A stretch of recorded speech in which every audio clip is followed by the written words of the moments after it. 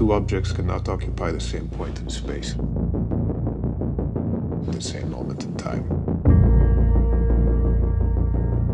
The corner races at you. You have perhaps a crisis of identity.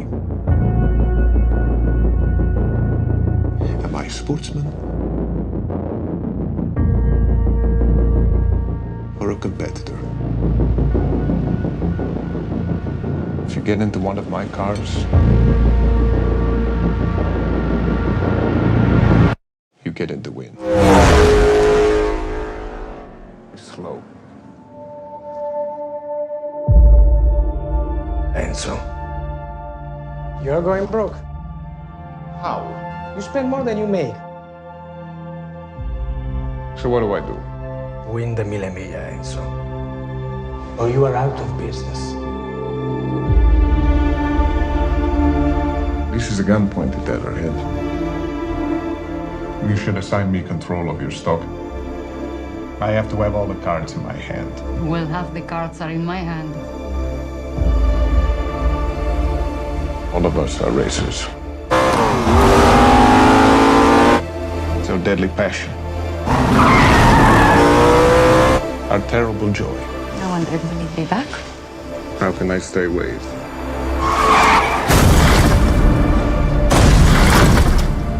If Anthony is looking for a scapegoat, then here I am. You were supposed to save him!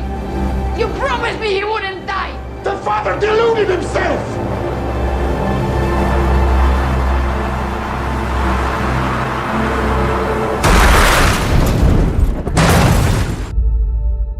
Two objects cannot occupy the same point in space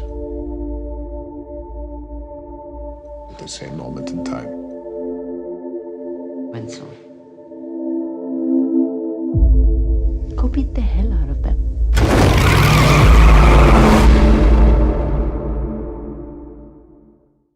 For as long as I can remember, I've had a fascination with racing. And I'm going to share a story that barely seems believable. Jensen Button crosses the line, takes the checkered flag. How do you feel? It's really amazing. Only one team in their debut race in the history of the sport have been able to get pole position and then go on to win. This is the story of Brawn GP. Why do people say that you were the 1 pound Formula One team? I gave £1 to the Honda executive, allow us to buy the team, to keep the team alive. This is the only option we've got on the table. It's this, or the team gets shut down. Can you do this? Yes. Best way to become unpopular very quickly is to start winning. We're a team that's come from nowhere. No one expected us to be here. They went too far. There was something against the rules. This was the start of the war. This team that everybody just wanted to survive is killing us. I'm going to win the championship. The knives were out and they were after us. You either push to the limit or you're nothing. We push to the limit.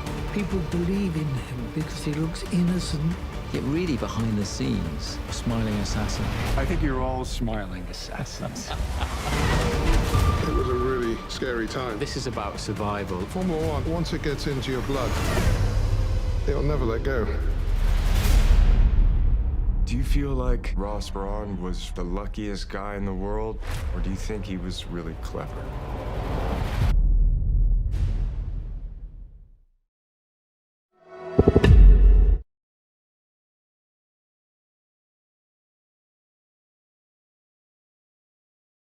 Hi, I'm Ryan Blaney, a third-generation race car driver, and we dedicate a lot of our time to going as fast as possible.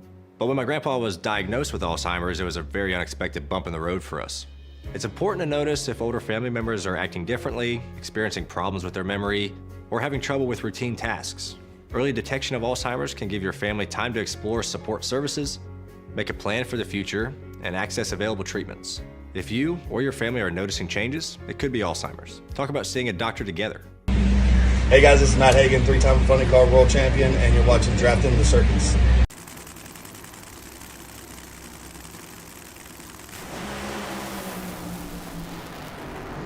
He smokes the tires, Chad Green wins, and Matt Hagan is is the Funny Car World Champion in 2023. Appropriate that a man named Green hands the Hulk a championship. His first championship robbed in a different fashion. His fourth awarded to him by another competitor's victory. Amanda Busick. That is the first World Championship trophy for Tony Stewart Racing, and I want to go to surviving what was the gauntlet of Funny Car this season and surviving that moment just there. What does that say about the effort of this team? You know, I never prayed to my mama, and I lost her this year, and I was like, I don't know what you're doing up there with my brother, but I sure could use some help down here, and we got it. But Robert Height, you know, Bob Tasca, I want to just really focus on Robert Height because that guy is incredible. I have so much respect for him and his entire team. To stand up here and wait for somebody to mess up is a shitty feeling, and that's not okay. Like, I want to turn 4 win lights on today, but, you know, my guys did what we had to do to have points coming in here this round and do this deal. But just nothing but respect for that whole team and Robert as a person. But my guys, you know, obviously Dickie Venables, Mike Knudsen, Alice Conway, Tony Stewart, Leah Pruitt, the whole deal, you know, all the way. It's just unbelievable that we were able to win a 4th championship. It just shows the grit that these guys are made of. My guys tuning on the wrenching on the car. Holy shit. And glory does go to God. All greatness comes from God. Matt Hagan, a 4-time champion in Funny Car, is your 2023 champion.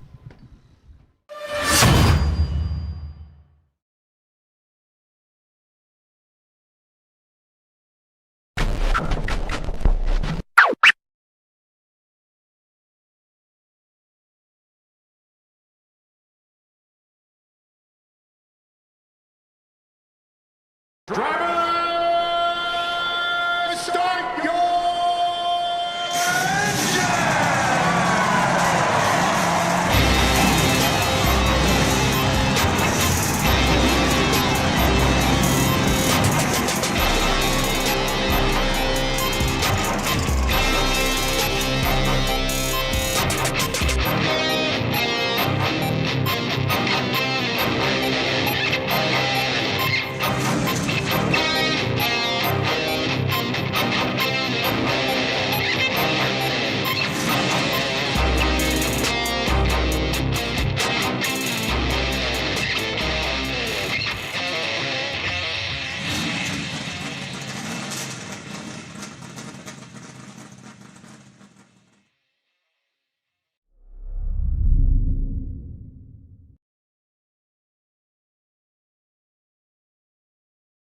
Good evening, race fans. Welcome to the Hoobazoo Radio Network and welcome to Drafting the Circuits.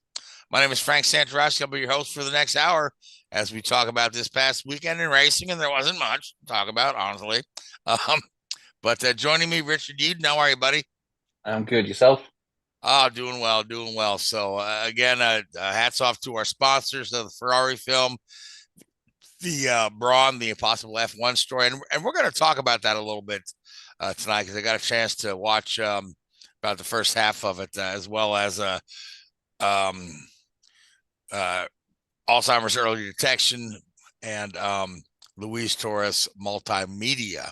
So I'd hope to have Lee here, who's our NHRA guy, because the headlining event, the only motorsports event this past weekend, was the NHRA, the Camping World NHRA Drag Racing Series Finals from Pomona. And but we can go over the winners. But you know, it's good to note that Matt Hagan, who's a friend of our show, you always see him at the top of the hour here. Matt Hagan, 3-time Funny Car champion. Well, he's now 4-time Funny Car champion. So I guess we'll have to get him back on and re-record his opening. Yep. So, but good for him. The champion in Top Fuel, Doug Kalitta, part of the Toyota family there, Richard. Yeah, indeed. Doug Kalitta, who's 6-time runner-up in the championship, has finally reached the top rung of the ladder. So, man, great for him. Good job, Doug Kalitta there. He beat out Steve Torrance by 48 points. Lee Pruitt finished 3rd. Funny Car, again, Matt Hagan. He beat out Robert Height by a mere 9 points. And Pro Stock, Eric Anders took a championship in Pro Stock, and Pro Stock Motorcycle, Gage Herrera. So that concludes the 2023 NHRA season. Next year, there'll be, like I say, really wanted Lee on here to talk to me about, because they're next year we've got, some interesting hurdles to cross, because we've got a couple of tracks that have just shuttered and closed down. We've got a new title sponsor coming into the game. So now, Richard, you don't watch a lot of NHRA, but you've got some folks there in Toyota. So I mean, what's the vibe over there winning the top fuel? I mean, that's got to be a good boost for the team. Oh, it's a great boost. I mean, the NHRA is something Toyota's been involved with for quite a while now, and they're one of the key sort of cornerstones of that series in Top Fuel and Funny Car series. And for Doug to get that win after so many near misses is a great achievement for him. The guy, he's in his late 50s, I think. I mean, he stuck around for a long time, and has finally got his reward for all the effort that goes into this. And it's a great achievement for the team. It adds to, under the Toyota banner, our other championship win this year in the IMSA GTD Pro category. So we've managed to clinch two titles, which is nice. We always want more, of course. The NASCAR side was a little bit barren, but to come through on that series is great, and it justifies our involvement in the series.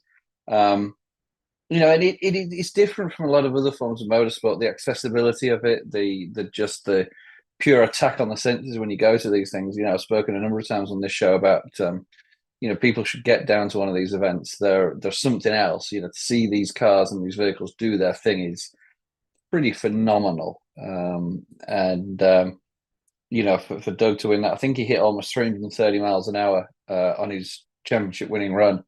So it's pretty damn impressive. It really is. And they're made of special stuff, these guys. And most of the team at TRD that was involved in the drag racing are still not back in the office yet. I think there's a little bit of celebration going on with that one, but well deserved. It's a long season, and they put the effort in, they put the hours in, and I think we've got a reward for it. So very, very well deserved by Doug and the rest of his team. Yeah, fantastic stuff. I mean, it's the NHRA is kind of one of those series that has. If you kind of look at the future of the automotive industry and where that's leading, the NHRA itself with massive tires, massive horsepower, it's kind of contrary to what a lot of the manufacturers are kind of let's look at hybrid technology, let's look at EVs, let's look at alternative fuels and get all that in racing. But NHRA has got none of that. It's pure, gasoline or alcohol, burning up them big old balloon tires, and there it is. It's still there. It's fun to watch. It's a curiosity for some folks. Once you go there, you're just absolutely blown away by it. You're like, my God, what have I just witnessed here? I've not seen something pick up and zip down the way that fast ever. You know what I mean? So let's hope the best for the series in the future. They've got some events to replace, or maybe they'll do a shorter schedule. And but again, Mission Foods is signed on as a title sponsor, so that's a good positive sign. They've been able to because they've been through. They had Mellow Yellow for a while, and they've had Camping World this year, but they managed to maintain a title sponsor. So hopefully, easier said than done. Easier said than done. Yeah, I mean, NASCAR hadn't had a title sponsor in a while. So, no. But you make the point there of the it goes contrary to it's whole embodiment of what the sport is goes contrary to the way that or the direction that the automotive industry is going in as a whole. And you're right to a great extent, but it is certainly a niche market right now, and a very small portion of what the industry is looking at. But it's so unique. I think it's gonna. I think it can hold its own because it's not a representation of what you see on the street. It's not like a cup car, or where they have the Mustangs and the Camaros and the Camrys, and the body is styled in such a way. I mean, yeah, you have the funny cars which are loosely based on the Supra or whatever it may be. I think Dodge have one in there as well. But these are totally unique vehicles, and they're not meant to sort of mirror what you buy in a showroom on a Monday morning. What was the old saying? Win on Sunday, sell on Monday, or something. Right, yeah. But nobody's it ain't gonna happen in the drag racing world. Yeah. Nobody's gonna run out on Monday and buy them a dragster with it. Top fuel dragster, no. But it's the names, it's the it's getting the Toyota or for Dodge or Chevrolet or whoever else it may be, getting that branding out there in the public domain. And it's almost one of those things that when you see a sporting event like this, that is such the epitome of power or performance or whatever it may be, and you're not there as a car manufacturer, that probably raises more questions than if you are there. If Toyota weren't involved in NHRA, you'd be like, well, why aren't Toyota there? They do NASCAR, they do this, they do that. Why do you not do that? And it's almost the same, from Toyota's perspective, when we talk about IndyCar, it's like, well, you've got Honda and Chevy, and that'd be great for Toyota to be in there. But it's not a market that really is big enough to warrant that commitment from us. And it's not unique in a way. The NHRA brand is a very unique brand, and it draws a unique fan base that I think still fits into the Toyota marketing program pretty well. Yeah, I mean, it's straight up, car culture from the 50s that has lived on and still exists, and a lot of folks still cling on to that. But I mean, the draw to it is still there for young people as well. I mean, where else can you see something that fast and that loud and that explosive? Yeah. So I mean, the closest I've ever come to something that, let's say, that loud, that where you can feel something in your body is when I was at college going into a seedy nightclub. That's sort of the closest that I've ever come to that sort of environment, where you can feel the music in your chest sort of thing, and your shoes sticking to the floor, but that's probably for other reasons. Yeah, moving on. Yeah. So moving on, yes. All right. So Formula One, yes, headed off to Vegas, and as the race approaches, as the opposition gets louder, and I mean, as far as I can tell, it's going to happen. Of course, you've got a lot of your clickbait writers say, "Oh, Vegas Grand Prix could be canceled. Vegas Grand Prix ticket prices tumble." I don't believe any of that. I think you're just trying to get me to click your article and read it. But yeah, the locals are not thrilled. Some of them are hoping I hope they bankrupt themselves. I'm like, well, there's a lot of money flying around Formula One to bankrupt yourself. But nice sentiment. But again, this is the problem we run into with races in downtown areas on well-trafficked places where businesses have to shut down or accommodate or work around the track build and the Grand Prix weekend. And Formula One can pay them off to a certain extent. I believe there are some of these businesses that are right along the stretch there that Formula One is paying them, for whatever lost sales they may have that day. But I mean, who would know what the sales would be if they let people in during a Grand Prix? You know what I mean? Yeah. We'll just have to see how all this goes. But I kind of feel like it's a importance of doom for the event not lasting more than I think they're on a 3-year contract. I don't know if it'll exist beyond that, particularly because you've got a kind of a crappy start time for the rest of the world, right? Well, crappy start time for Vegas. For local, yeah. I mean, Yeah. you know. I mean, I was looking at it earlier. I mean, you're gambled out by the time they start that race. Yeah. You know? So that, or you're just going into the club or into the. Yeah. That's what I did. I did pull session starting times. So I mean, you look at the starting times for, you know, for us in, or you know, the US East Coast. Practice 1 is Thursday night, 11:30 to 12:30. Friday, free practice 2 is from 3 a.m. to 4 a.m. Free practice 3 is from 11:30 to 12:30. Qualifying is 3 a.m. to 4 a.m. and the race starts at 1 a.m. on Sunday morning. I mean, you're going to get no viewers on the East Coast. Yeah, but you're talking in Vegas. They're doing qualifying at midnight Vegas time. Yeah, you know, it just, you know what I mean? It's like it doesn't kind of jive with. No, I mean the only place that you could, I can't think there's anywhere. I mean, Australia may be half good to watch. There you go, Australia. It's on at 5 o'clock Sunday afternoon. Okay, so yeah, there you go. We'll You head guys there to can, watch. watch down in Australia. But I mean, you know, Europe actually, it's not terrible. It's 6 a.m. UK time, 7 a.m. European time on Sunday. So I'd rather watch the damn race in Europe than I would on the East Coast. Yeah, absolutely. Yeah. So I mean, You know, it's just East Coast. We're used to watching, you know, Formula One at breakfast time. Yeah, exactly. It's great. I love it. So, but yeah, you know, we talked about this on previous editions of this show, and I don't want to sort of keep going over it, but I did polish my soapbox ahead of tonight's episode. I was hoping so because we need to fill some time with Lee not being here to go over more of the NHRA. So this is. I worry that this is the symbolic of somebody like Liberty Media, and you've seen it in other sports in the past. They gain a little bit of popularity and a little bit of exposure, and then they go too far.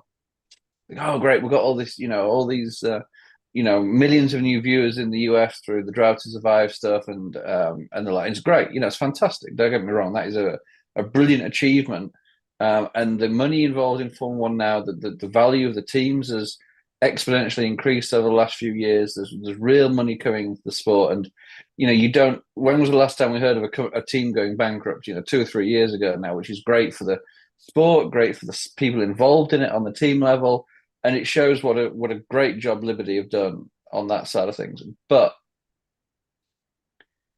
you know, you went to Miami last year for the first time, and went back again this year, and it's okay. Well, the difference, though, the difference is Miami is the course itself is made up primarily of parking lots at the sports complex there, right? Yeah, around the they're not Hard Rock Stadium. They're not displacing anybody. No, or you know, having anybody have to kind of shut their business or change the way they do business for a month for to tear down and take down. And then certainly from a your locals perspective in Vegas, you know, we've all seen the social media posts and the like. It is having an impact on people's lives for sure. But from a purely sporting context, as I said, I think they're being optimistic with this, but also I think they're trying to fix a problem that doesn't exist. Right. Yeah. You don't need a third race in the US. You know, Austin's great. Austin is of the new Tilka Dome tracks, or whatever you want to call them, that we've seen in the last 20 plus years. They're, you know, Austin or Coda, Malaysia, and probably even maybe Turkey are the prime examples of a good Tilka Dome. You know, there's been some pretty poor ones around as well. I did quite like the Indian circuit as well, but that disappeared. The South Korean one wasn't too bad. But, you know, there's been a lot of poor ones, but Coda's good. Coda is a great track, great facility, great crowd. Coda is a proper Formula One race on a purpose-built course, which we haven't had in the United States since Watkins Glen left Watkins Glen, right? All the races in between have been, you know, street races or parking lot races. You know, we were in Phoenix, we were at Long Beach, we were in Detroit, Vegas, we were in Vegas Caesar's Palace parking lot. And even when they went to Indianapolis, it was still a little bit of like shoehorning something in there. Yeah, and it didn't really work. I think if Indy had a I mean, I'm not being disrespectful to the road course that's in there, but I think if Indy had a better road course, I think Formula One would still be there. It just wasn't the greatest road course. I mean, you know, the IndyCar races they have there and the NASCAR stuff they've had there have been okay, but it's never really sort of captured the same magic that you have with the 500 for a road course. It's always a little bit meh, you know. Yeah, I mean, the other thing that killed the race there was that whole Michelin debacle, you know. Oh yeah, but I still don't think it's a classic track by any stretch of the imagination. Not a classic Grand Prix track, no. Certainly the Indianapolis Motor Speedway is a classic track, but not without any hesitation, classic Grand Prix track. Yeah. But I think if you wanted, now obviously the money to develop a facility like Coda is far higher than the money to develop the Miami track and probably Vegas track. In a way, I say Vegas is very expensive given the cost of the real estate around there is pretty high. But yeah, I just think that they're trying to fix a problem that doesn't exist by going there. Yeah. Why go there? You're not, and this is the other thing from sporting context. You're not creating another Grand Prix. You're creating an event, and Formula One isn't about that. It's like creating an all-star race. You know, it's like creating the Pro Bowl. You know, it's just, and geez, All-Star Race, Pro Bowl, that nobody cares about that anymore. You know, they really don't. You know, and I think that's what they're trying to do here with this. Although it's not, you know, All-Star, but in name, good job it's not based on race winners only because you don't have 3 cars in it this year. But you know, it's not. It's not a. It doesn't have that feel of a real Formula One race. And now I'm sure when the lights go out on Sunday morning or whatever time of bloody day it is, it's going to be fantastic, and the energy and the the racing is going to be as good as ever. But let's have a look at the visual. Keith, do you have that overhead picture of the Vegas circuit? We'll have Keith put this up because visually, because the Vegas Strip is already visually stunning, right? Mm-hmm. Throw the Grand Prix course in there, so so you have a look at that. And this, it's going to be visually stunning. It's going to look neat on TV. Mind you, I'll be watching the next day DVR'd. I'm not going to watch my race at the middle of the night, right? So, but I might. It depends. Yeah, I've got a flight to Kansas City the next day, so I'm going to need something to keep me tired. Yep, there you go. So, and we also, just for fun, Keith, you want to throw that other picture up? We got a picture of Ryan Reynolds, just because he's a good dude, right? Yeah, everybody loves Ryan Reynolds. I mean, the guy's funny. AFC Wrexham. He can act. Yep. So, but there's Ryan Reynolds and Esteban Ocon. Ryan Reynolds, one of the celebrity investors in the Alpine team. They've got several others. They've got football players like Patrick Mahomes and Travis Kelce. On a bit of, you've got Rob McElhenney from Always Sunny in Philadelphia, who's also a producer. There's a couple of Rory McIlroy, the golfer, is an investor in it as well. Yep. And there's another, European football star in there. So so Alpine's getting a little extra money here and there. So, but you gotta, Ryan Reynolds lost his butt on buying the Wrexham football team in England. So hopefully Alpine is doing a little better for him. But but he's smiling. I think the money Ryan Reynolds has made back from that and the TV revenue and the long-term development of that club will more than repay his investment. Oh yeah, absolutely. He's not only a fine actor and a very funny guy, but he's a pretty savvy businessman. He is. But so that's so I guess if we had to pick a winner for Vegas, we'd have to pick Max. I mean, why wouldn't you? He's won everything coming out of here. But I think, I want to say a new course where all you've been able to do is sim work, and it's a temporary course. So the sim work is not. It opens the door to somebody else sneaking in there and getting it right. Potentially, yeah. So I want to, I want to say Lando Norris wins this one. He's been second so many times off, and I think it's time for him to get a top 7 podium before the season is out. Mm-hmm. I think one. So I've read an interesting fact that in every season of Formula One racing since 1950, the British national anthem has been played during a podium celebration at one race at least throughout the season, and we haven't had that yet. So we need either, Lewis Hamilton or Lando Norris to win a race. They're probably the most two likely British drivers. Did Hamilton get a podium this year? No, you only get the anthem played if you win the race. Oh, okay. Or George Russell to win. So we need a British driver to win or a British constructor to win. So McLaren to win the race, to have the British national anthem played on the podium at a Formula One race. It's happened every year since 1950, and this is the first time it hasn't happened. Okay. Potentially, yeah. There's a few races left, so yeah, two to be exact, right? Yep. All right. So other Formula One news. If you recall when we were talking about Silverstone, there was some, nice news there with Brad Pitt and a film that's being, produced in part by Lewis Hamilton, filming some scenes of Silverstone. But evidently, something's come up, and for some reason, it has something to do with the SAG-AFTRA strike, that all the footage they used, they're not able to use now. All the footage they shot had something to do with changing sponsorships. The article I read was rather vague, which makes me wonder if it's, just some clickbait. But they said that, it's because of changing sponsorship. Everything they've shot is they can't use that because they, rather than resume production after the strike, they have to restart production. So that's a ton of money in the crapper. But I guess they'll find a way around that, I'm sure. They've got to. I mean, it all sounds ridiculous to me. So yeah. All right. So what else is going on in Formula One? The last crazy thing I read is they're looking at Yuki Tsunoda to replace Perez. I don't know that I see that happening at all. No, I don't see that either. But it'll get your clicks, though. Exactly. Yep, get your clicks in the. So yeah, no, I can't see that. I think if anybody genuinely does go there, it would be Ricciardo that would take that seat. That would make the most sense. Yep. Yeah. So I think so. All right.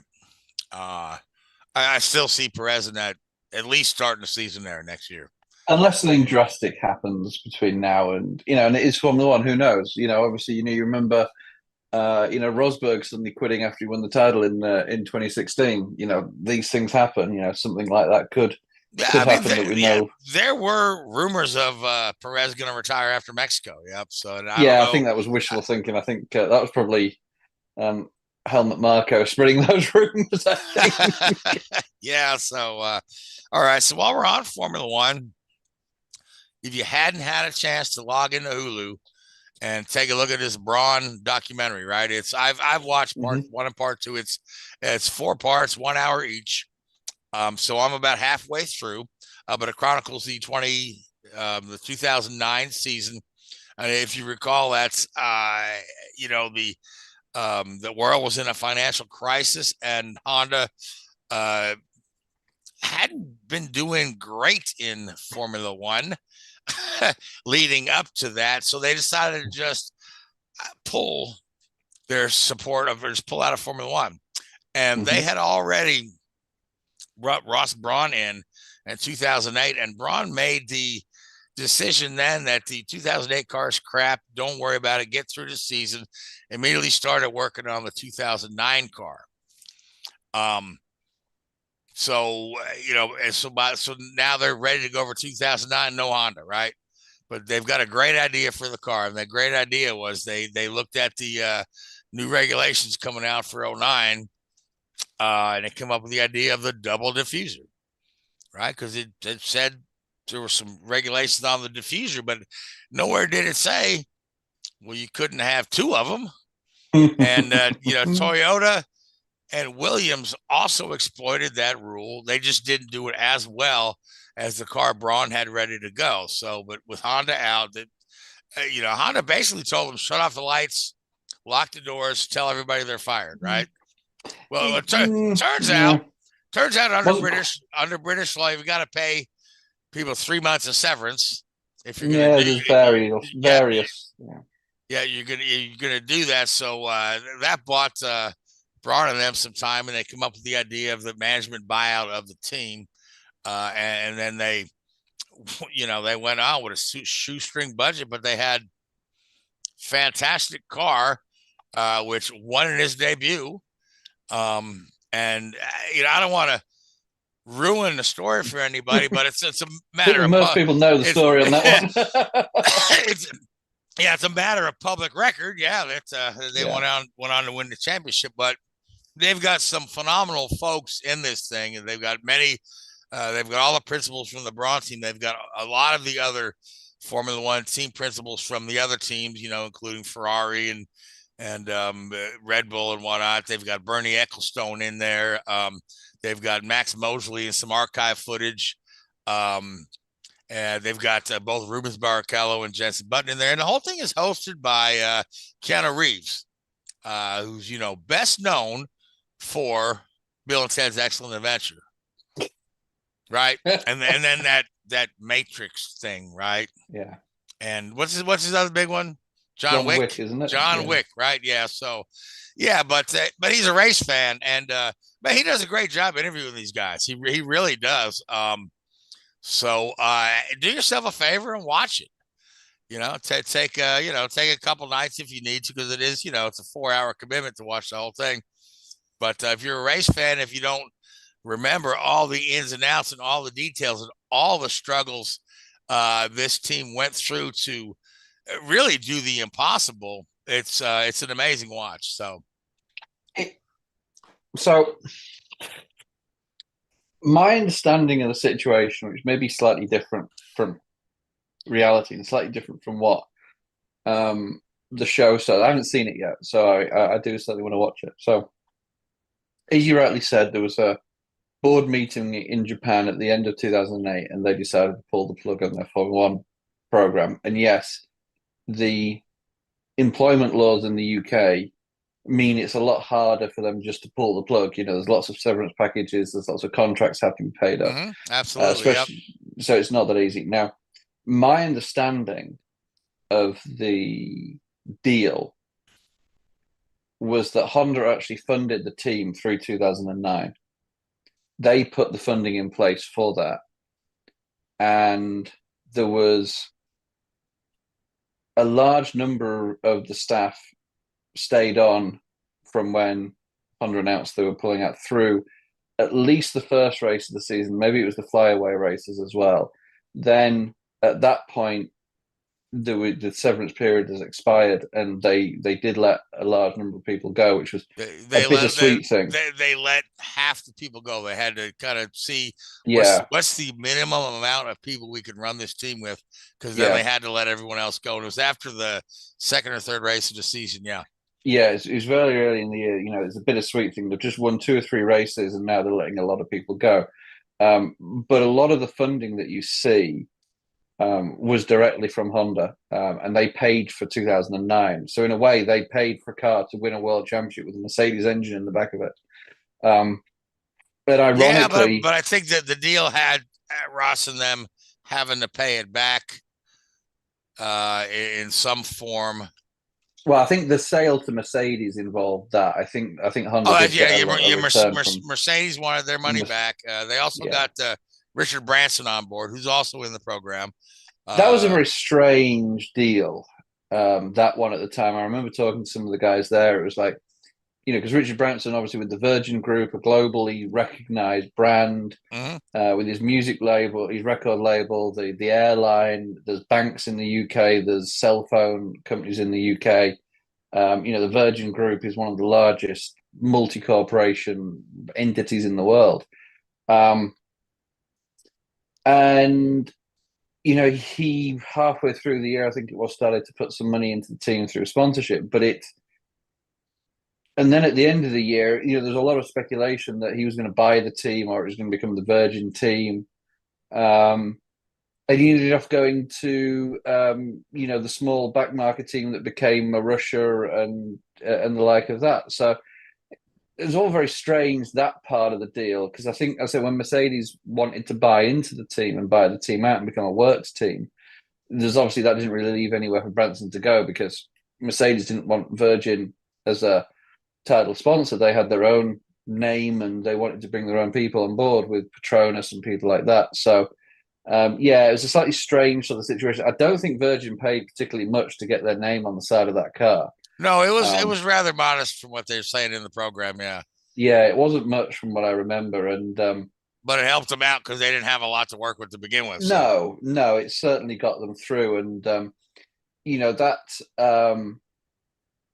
to actually mount the Mercedes engine to the back of that car was quite an achievement, because obviously the car was designed around the prototype Honda engine, which has been developed, and it's not like a common chassis. These things aren't supposed to just mount into the back of each other.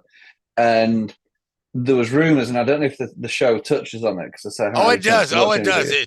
It goes pretty deep into the struggles they had trying to, fit the Mercedes into the.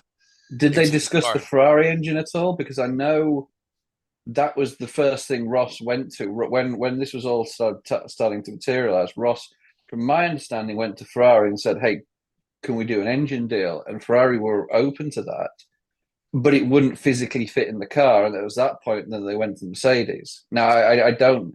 The other thing he mentioned about the Ferrari thing was, he says, the thing about if you get a Ferrari engine, if you start beating them suddenly, your engine gets worse. Yeah. So, for sure. And because Ross is coming out of Ferrari, he knows how they operate. Yeah.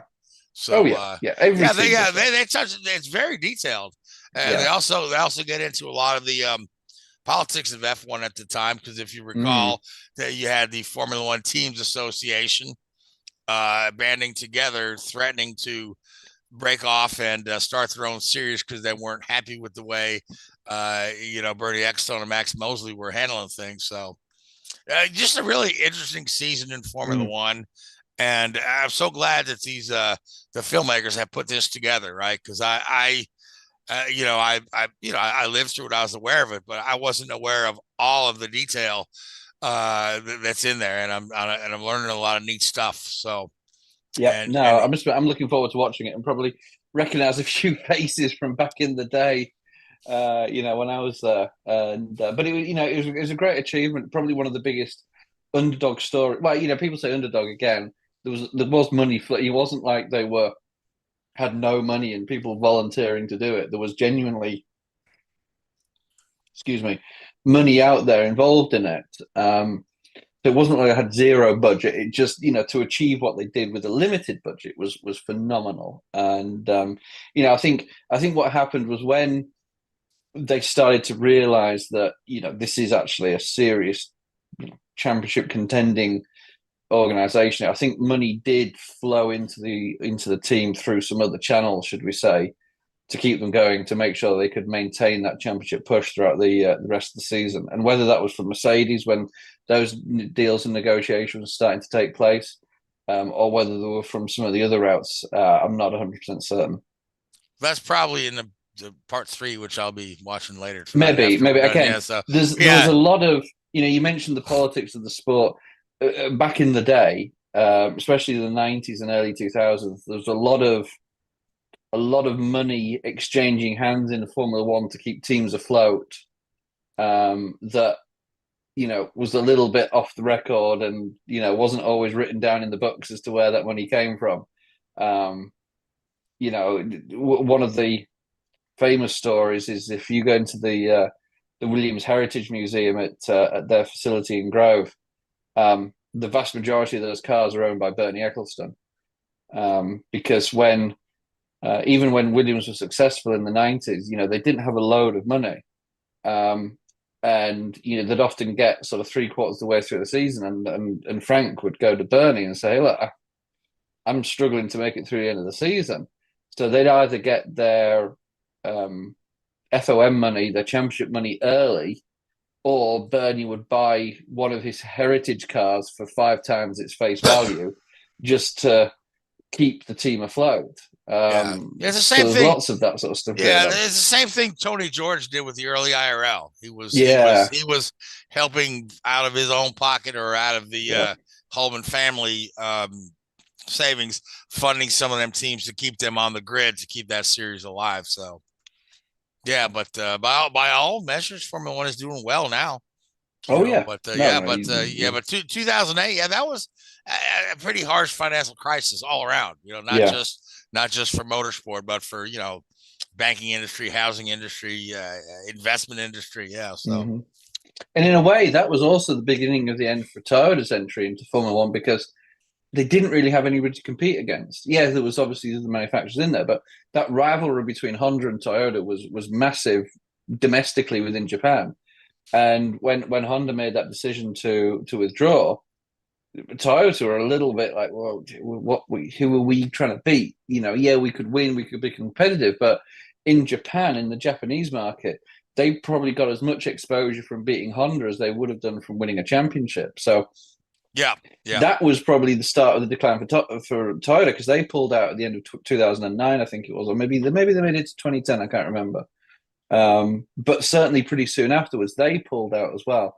So it was a difficult time for the sport. And, as we mentioned earlier, the work that Liberty have done in the 4 or 5 years that they've been involved is certainly commendable and has certainly changed the fortunes of the sport. I just hope we don't go too far and we remember our roots and where it's all come from and who actually made the sport what it is, and that's the grassroots fans. Absolutely. All right, so let's talk about IndyCar a little bit. So there's I mean, it made some waves for amongst gamers that IndyCar had pulled their likeness and image thing from iRacing, right? So they could only use legacy stuff, and they put all their money in this. I think it was called Racing Games in whatever the hell it was called, right? And those guys, and those guys, they made a lot of promises and showed some screenshots of what the IndyCar game would look like, but now that's all dead in water. NASCAR was aligned with these folks too, and NASCAR pulled out as well because this team is just in receivership. They've got no money to work with, but so everybody's like, well, we'll get back in iRacing, but I don't know if they've soured that relationship, right? Again, I'm not a big gamer. I've got IndyCar 2003 for Xbox, but I haven't played it in a while because my Xbox is packed up in a box somewhere. I'm just not a gamer, but some of these the iRacing simulations are fantastic, and I really I don't understand the serious decision to kind of pull back from iRacing, right? They should be full bore with that. That's gaming at its highest level. Mm-hmm. You see some of the setups these guys have in their houses with I don't know if you ever seen like the stuff Tony Kanaan has. Oh, it's phenomenal. Yeah, and he's in some of these motion platforms that you can get now. Ooh, yeah. Well, Tony Kanaan's got him a place downtown Indy now where he's got several ones where you can go set up and pay for a day of gaming or a couple hours of gaming and do that. But he's got this. I saw one of it was on that 100 Days of Indy program, right? Potter Award comes over Tony Kanaan's house, and he's got the 2 sim rigs set up, back to back in the room. He's got like multiple monitors and this and the motion stuff in there, and it's like, golly, man, you know what I mean?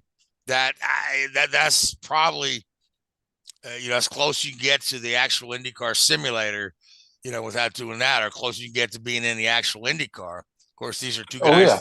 These are two guys that get to hop in an actual IndyCar and do that as well. So it'd be interesting to see what the future is. I mean, IndyCar really could use a good game that's reasonably retail priced that you could play on, Xbox or whatever the platform is now. I think it's what's the latest platform everybody uses? Play. So there you go, right? PlayStation 5, Xbox. Showing your age there. Dude, man, I got a These Atari young 2600. kids who play these young kids. computer gizmo things. Oh, yeah. Hey, man, sometimes I like to play Tecmo Bowl 1990 on my Nintendo NES. Do you still type www at the start of a website? If I say yes, am I exposing myself? Sorry, Frank. Carry on. You were saying. That's it. That's the end of that story. IndyCar could use a game. Use a game that's reasonably priced on a platform that you could play at your house without buying you a $3,500 rig to do iRacing. So I don't know who they can reach out to do that. The earlier ones were done by Codemasters, and those, I mean, for what they were pretty good. They're pretty detailed. They're pretty enjoyable to play. So, but they really haven't had anything since 2005. So, you're talking almost 20 years where they haven't had just a game out there in that segment. And that's just, noticeably missing, especially if you want to attract a younger set. So, all right. So other IndyCar news, we had some testing at Sebring. We saw the two Fittipaldi brothers both on a track at the same time. I don't know how they did have a little run-in where the one brother told Petro, let Enzo know that he's number one. So, but I haven't heard anything beyond that, as in if this is going to lead to the Dale Coyne ride for Enzo Fittipaldi or not. But definitely, I mean, he's in the frame for that ride. I mean, the Coyne cars are the two wild card seats left in the season, right?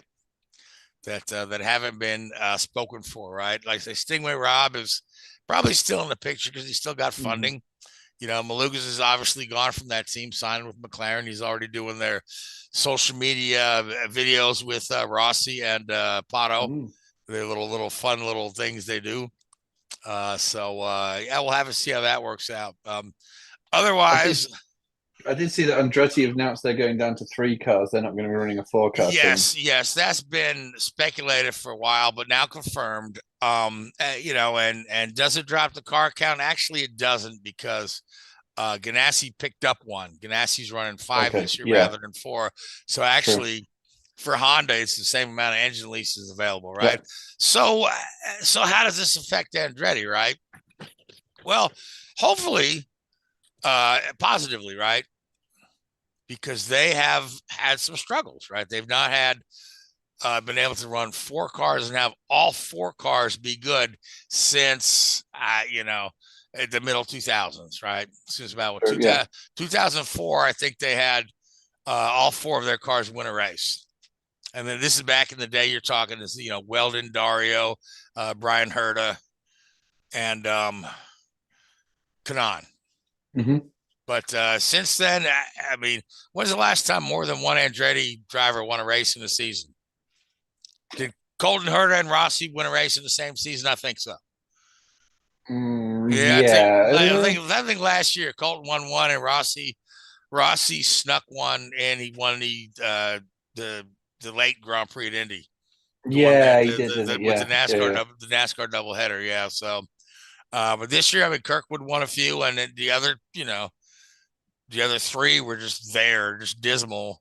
Colton Herta's season has been dismal, right? So, But of course, Andretti still, looking at Formula One, still talking about that. General Motors has. They've actually put a big carrot in there by saying that they'd be a power Cadillac supplier. Would become a power unit supplier in 2028. And interestingly enough, Williams have openly admitted that they would be interested in talking with General Motors and the Cadillac brand, but they've said we're all or nothing with Andretti. If we don't go in with Andretti, we won't go in with anybody. Right. So there's I can see this ending up in a courtroom somewhere. And again, this is going back to my point that I made at the start of the show. As Formula One got too big for itself, with the Vegas thing and this, have they got too big, turning around and saying, "Oh, we don't want another team in here"? It's turning into a good old boys club, which isn't how it should be. I don't think. It's setting a very dangerous precedent, to my mind, that they can turn away a team. I mean, goodness me, not long ago they were crying out for teams, and now you're seeing some of the most ridiculous, reason or rationale coming out from Gunter Steiner turned around and said, something to do with COVID was a reason why we shouldn't have an extra team. Yeah, I know, right? Yeah, I was like, dude, the COVID, that's still 3 years ago. But, yeah, so yeah, I do worry about this mentality and this closed shop environment that they're trying to generate. I think it's a dangerous precedent, and as I say, I imagine that the teams will deny Andretti Global's entry into Formula One, and I'm pretty certain that Michael has a pretty good, he's got a lot of money there. He's probably got some pretty damn good lawyers stacked up on his side.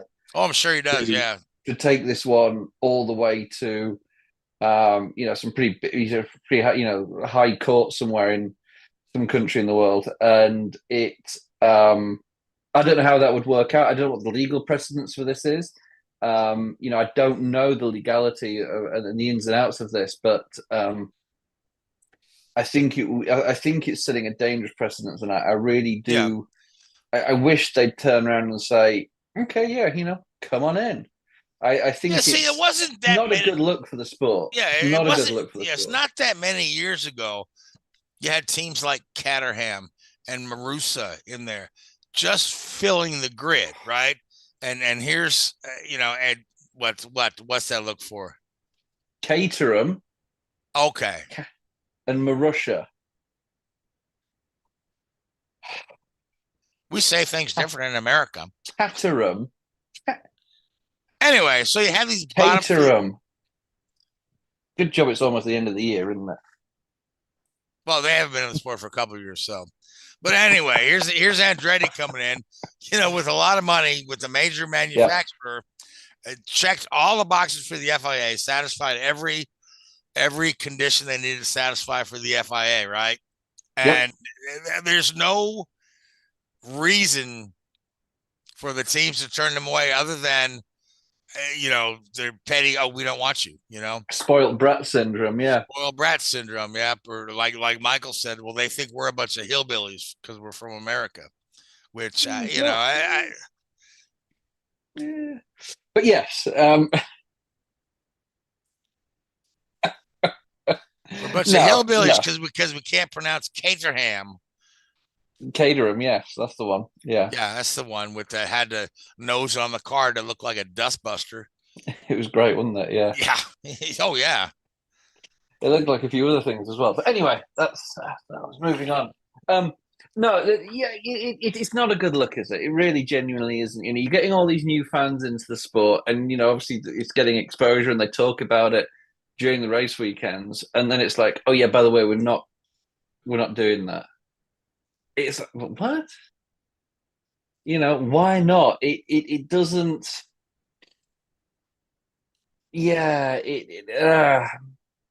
something's not. Yeah, it doesn't sit well. It leaves a nasty taste in the mouth, and I think that they will. I think they're going to regret that. I think. Yeah. So, I mean, they should just let them on in. Let's make it happen. So, but yeah, we'll see how that goes. So there is about 8 minutes left. Yep. Anything going on in NASCAR? You were telling me that Toyota has been meeting with Legacy. Checking out some boxes. So there's a manufacturer test coming up in December in Phoenix. Yep. Where all the manufacturers will be represented with two cars apiece. Yep. Yeah. So there'll be 6 cars in total, 2 from each manufacturer.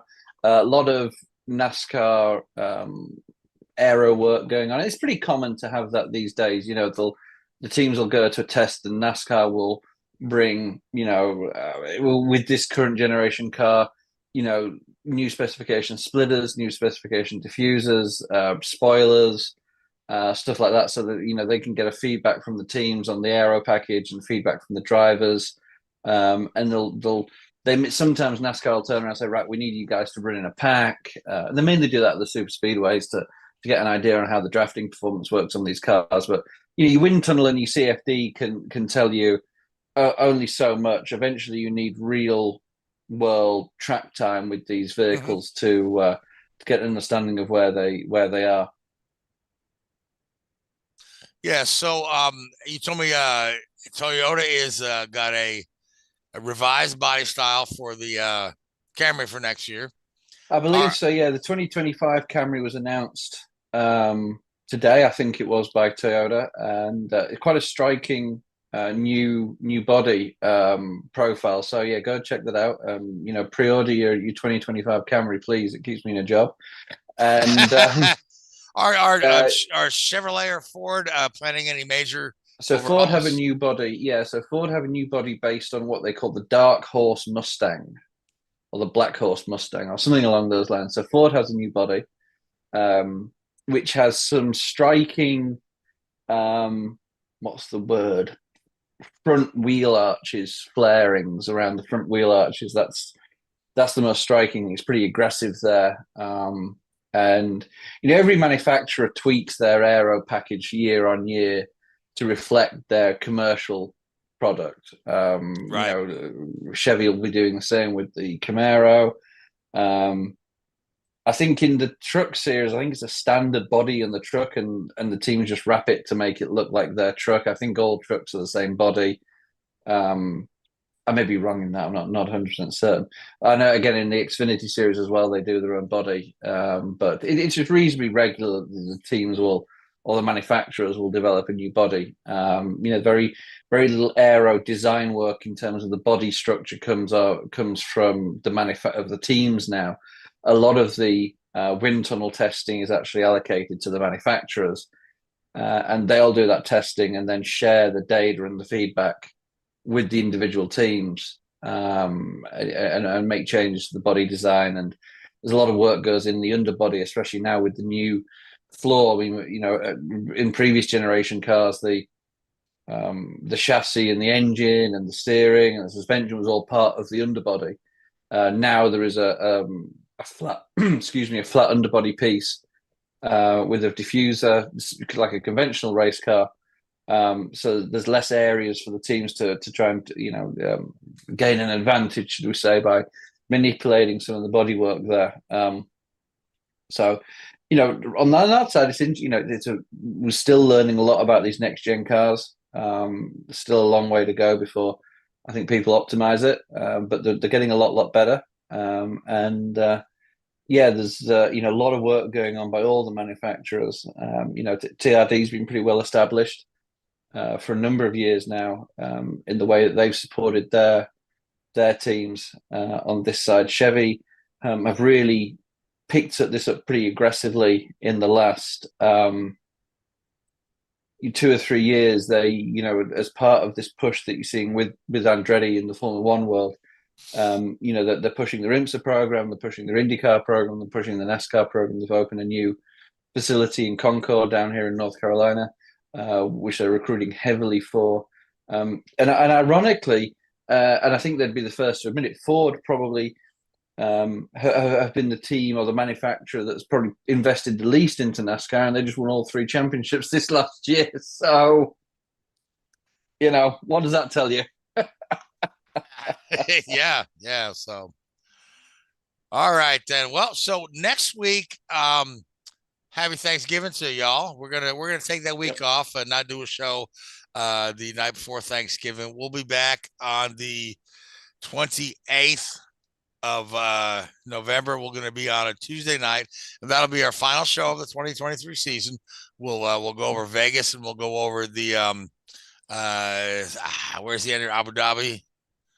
Yep. Yeah. So we have Vegas and Abu Dhabi back to back. So there's a young driver test as well in Abu Dhabi just after that as well. So we'll cover that, and then we'll go over some of our most compelling topics of the past year and make our bold predictions for 2024. So everybody have a happy Thanksgiving. Travel safe. Take a nice nap if you eat too much turkey.